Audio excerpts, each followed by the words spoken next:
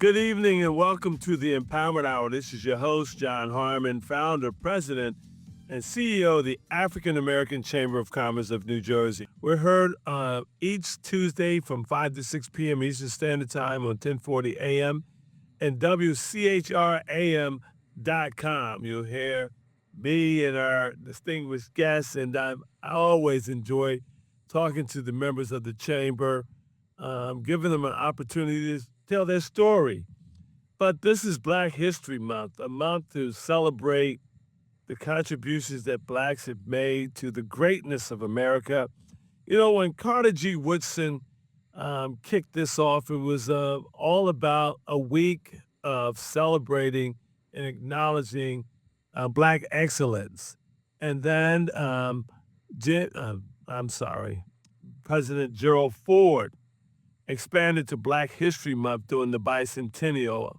I believe that was in 76.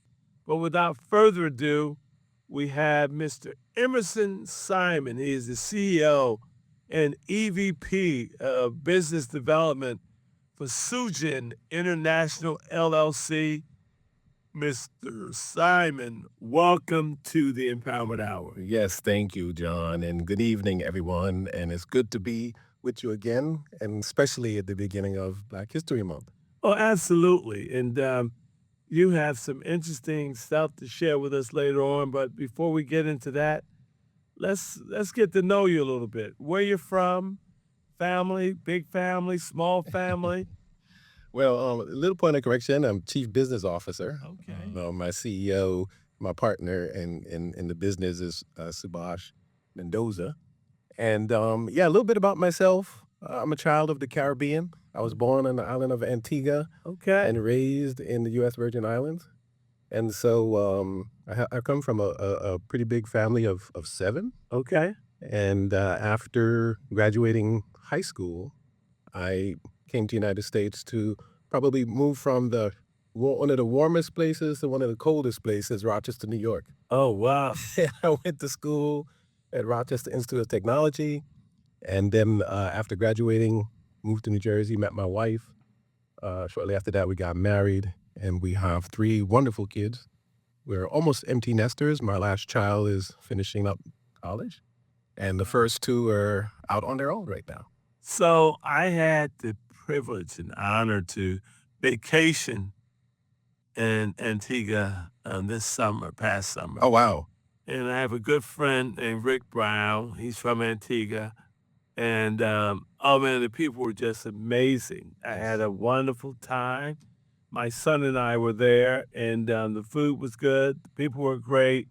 And we toured the little town, the little downtown area. I forget what it was called. St. John's. Yeah, man, it was a great tour. The lady shared all the history of the island and some of the battles, et cetera, et cetera. Absolutely. But just delighted to have that. But, you know, Antigua, Rochester. How did you get in that region? I mean, the school you chose, what led you there? So you were in Antigua when it was really hot. The summer was extremely hot last summer. Yes, everyone always tell me about it. My mother and my brother. No, actually, I being a child of the Caribbean, it's interesting because I wanted to see snow. Oh, well, you saw I it. had never seen snow. And so it wasn't a dartboard kind of exercise. I applied to a few schools, and my guidance counselor at the time suggested that Rochester Institute of Technology was a great school for engineering. So I went to school for what's called computer technology. And what it is, it's a mix between hardcore computer engineering and software engineering. So it's kind of like a more medium blend of those two. Because when they polled the industry, they found out that they needed people who could be hands-on in the field as opposed to complete theory on either side. So I came out with the ability to do hardware stuff Wow. and software stuff. Know the application and also how to make it come together. Absolutely. That's just fascinating. You know, technology, it was not something for me, man. I remember those little binary cards or whatever. You had the No, for me, I started taking things apart a long time ago. really. And my father encouraged me, except that he always said, You can touch anything in here and take it apart, but don't touch my TV. I know, hey man, they don't realize in the black household, the television is a sacred. I remember, unfortunately, I'm one of 7 kids as well. And man, when dad came in, he had full control of the television. Absolutely. And before the remote control, you had antennas on the television, then on the roof. Exactly. And then I was scared to death. My brother and I were adjusting it on the roof. And you get it right, you come down, no, go back up there. But yeah. No, no, absolutely, absolutely. And for me, because computer programming or even hardware or even software development did not exist because I did my schooling in the Virgin Islands, Okay. even though I was born in Antigua. But there was that field of study was not available at the college there. So I left and came to the U.S. But it's fascinating. I know Jamaica is very astute in technology, right? And not to have, how do you say, not to be one of the leading countries or what have you, but they've come so fast in such a short period of time Absolutely. in technology. I just attribute that to who we are as a people, how we can adapt and make brick out of straw. That's right. That's right. That's right. So, all right, you graduate from Rochester. What was the next steps after that? So the next step was many of my classmates went to the Midwest and West to the hardware companies, National Semiconductor, Intel, and that sort of thing. I didn't want to go west because I had already come pretty far north already. So I decided I was going to stay on the East Coast. And so I took a job at Merck Pharmaceuticals in their IT department, in their system development department. And that's where I met my wife.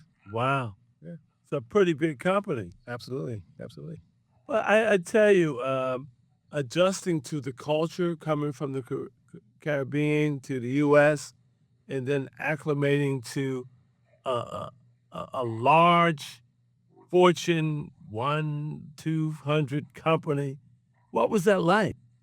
It was a pretty big change because prior to that, I had done an internship at Xerox Corporation in Rochester, New York, Rochester, in their IT department, and so I had a toe in the water, if you will, for a little bit with a That big makes company. sense. Yeah. And then when I moved, it was a little bit of a shell shock to come to such a big company. But within that company, what made it home was at the time, and it may have changed names now, but Merck at the time had an organization called the Black Okay. Employees Network. And most corporations do. Yeah, and that was the family that I gravitated to, Wow. and that's actually where I met my wife in a part of that group. Wow. Yeah, So there's some benefit to these groups. absolutely. So after Merck, where did you go? So after Merck, it was around the time when the dot-com was happening. So I graduated in '92, went to work at Merck, and then got married in '96. And after that, I got the dot-com fever. Okay. And I didn't feel that a big company like Merck, like many big companies, they can't pivot and shift fast Right. into new Like technologies. a ship, man. So I jumped into a small company to do consulting, and then off to another company doing consulting as well. And then after that, my wife and I started our own company. Oh, wow. Yeah, yeah, in training and IT consulting. Actually, that's where we met you Oh, wow. in the early days Oh, of the organization, of the chamber, wow. when it was just getting off the ground. Yeah. So her background, the wife? When she started at Merck, her background was initially finance. Okay. And then she got into finance and realized it was boring. And she's a people person, so she ended up going into the sales department and ended up becoming a sales trainer, Wow. pharmaceutical sales trainer. And then our company, that's how we started our company, Peak Performance Consulting. And she did the training aspect of it, and I brought in the IT technology part of it because at the time, learning management systems had really just started getting off the ground. Understood. So that was kind of like our blend and our mix. Wow. Yeah. So we got about 2 minutes before our break, and on the other side, we're going to really take a deep dive into Sujen. But um, kind of advice for someone that's has a number of years working at a large corporation, and they're looking to transition either to a smaller company like yourself or start a business, what is the kind of off ramp, or what steps, how long, and so on and so forth? Well, it's about passion. Okay, What are you passionate about? I love And it. yeah, and for many folks, taking that leap is difficult. It was Mhm. difficult for us to take that leap. My wife and I, when we started our company, but we felt that we were being limited Okay, by our organizations okay. with what we had the ability to do. Wow. So It puts it in a yeah, like a little lane and say, keep your head down. That's it. yeah, and take that leap. Wow. Be passionate about it. Educate yourself on the things that's gonna drive you into that business and make it successful. And Wow. don't be afraid to fail. I love it. Failure is part of it too. Wow. I released a book this week called Power Moves, and I started my career in banking, Mm, and I was on track to be a bank president. Went through a program, and I spent time in every department of the bank in New York. I was working for the Bowery Savings Bank. That's where I started, and then my last run was with Chemical Bank, mm. and then I transitioned out, started my own business, and I had the ebbs and flows with that. Then you got a family, I have 3 kids like you, Yeah, and, but yeah, it goes here I am today, but you gotta find your passion, and you don't know where you're gonna find it. absolutely. The Empowered Hour is a platform that we extend to our members to really tell their story and talk about the products and or services that they provide through their various enterprises, and it does my heart well to just have a conversation every Tuesday from 5 to 6 p.m. Eastern Time on 1040 WCHR or WCHRAM.com, just to talk about, you know, um, their journey and how we can help position them for opportunity. Well, let's get back to the Chief Business Officer, Mr. Emerson Simon of Sujen International LLC. And he gave us about his upbringing in Antigua and how he shoveled snow in Rochester as he shoveled the class every day. But now here we are. He has this company. So tell us a little bit about Sujen. When was it established? Your role in the company, and what are you seeking to accomplish or solve with? So, no, thanks again, and happy to be back. So, Sujan International LLC was started by my partner and friend. We actually have been friends we met in 2000, and we just remained friends all that time. He started the company in 2018. I joined a few years later.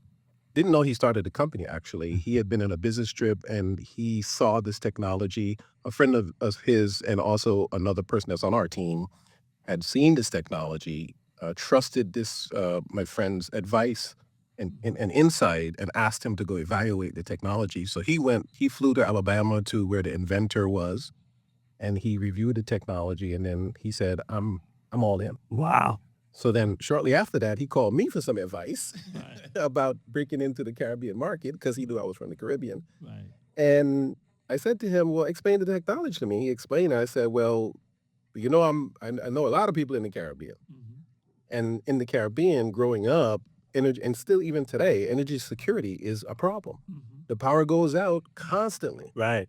And so it made a lot of sense when I looked into it. They said a micro wind turbine is what our company sells, and what the technology is, and it just made a lot of sense, especially when you see it. And that's why I brought it to the studio, Wow. because when you see it, it makes a whole lot of difference. It was interesting what you just said. I've been to Cuba 3 times, and the thought just came back how many times the power went off while I was Absolutely, there, right? absolutely. And then, I've been to Jamaica, I've been to throughout the It Caribbean, happens and everywhere. it happens. Yeah. So, all right, so let's walk. You've given me some sense of the product. Let's make an application. Yeah. What would this do? Let's talk about, is this for industrial use, commercial, or residential? How would it be applicable? Okay. So our goal is we want to work with governments, utility companies, in industries, communities to bring and help them achieve their renewable energy goals and targets. Everyone's on a renewable energy path.